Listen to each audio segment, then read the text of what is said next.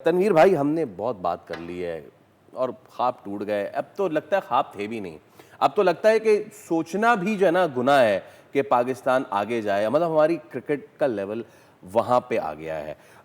हमने काफ़ी इस पे बात की। आज मैंने कुछ प्लेयर्स आइडेंटिफाई किए, मैं चाहूँगा कि उन पे ज़रा बात करें, क्योंकि दी 100 में हमारे तकरीबन 14 लड़के जो ऑक्शन के लिए अभी इन्होंने सेलेक्ट किए हैं, उनमें से एक भी बैट्समैन नहीं है भाईजान।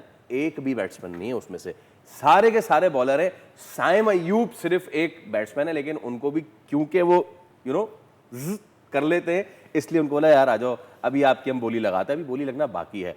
तनवीर भाई, 3 मैंने बल्लेबाज निकाले हमारे मिडिल ऑर्डर के, जिन पे पाकिस्तान ने इन्वेस्ट किया बहुत, ठीक है, और प्रॉमिसिंग उन्हें कहा गया, लेकिन वो आजकल कहाँ है मुझे समझ में नहीं आ रहा। सबसे पहले मैं उनका तस्करा करना चाहूँगा जिनके हवाले से कहा गया था कि यार ये बाबर आजम का रिप्लेसमेंट मिल गया हमें, कामरान गुलाम। ठीक है, कामरान गुलाम के स्टैट्स भैया इतने बुरे नहीं है। अगर आप उनके टेस्ट मैचेस में देखें, उनको 3 टेस्ट मैचेस मिले और उसमें उन्होंने एक सेंचुरी भी, हाँ उन्होंने एक सैकड़ा भी मारा, एक 50 भी की, 41 के एवरेज से उन्होंने 205 रन बनाए। अच्छा, वनडे में 11 उनको ओडीआईज मिले हैं और वहां भी उन्होंने एक सैकड़ा मारा, एक 50 मारी, 30 उनका वनडे में एवरेज है। और T20 में जो है उनको इतने ज़्यादा अपीयरेंसेस पीएसएल में भी नहीं मिले, बट अगर देखा जाए उनका डोमेस्टिक करियर T20 का, तो उसमें उनका एवरेज 30 है, वहां भी उन्होंने एक सेंचुरी मारी भी 110 की। कामरान गुलाम कैसा प्रोस्पेक्ट है पाकिस्तान के लिए? सिर्फ हम आज T20 की बात नहीं करते, हम पाकिस्तान क्रिकेट टीम की बात करते हैं, और कहाँ है आजकल? देखिए, इसी तरह ही मेरे ख्याल में प्लेयर्स आया हो गए, और आपने जब स्टार्ट किए तो आपने बोला कहाँ देखिए हम पाकिस्तान टीम, तो मुझे तो भाई कहीं भी नज़र नहीं आती पाकिस्तान टीम। हर साल हम यही डिस्कस कर रहे होते हैं, इसको चेंज उसको चेंज, कहाँ टीम जाएगी। दूसरी टीम्स हर 2 साल बाद, हर 4 साल बाद हमें इम्प्रूव करती हुई नज़र आ रही है, प्लेयर्स आते हुए नज़र आ रहे हैं। उसकी सबसे बड़ी रीज़न ये होती है यार, हमारा मसला पता क्या हो गया है, हम लोग स्ट्राइक रेट, एवरेज, हम इन चीज़ों पे चले गए हैं।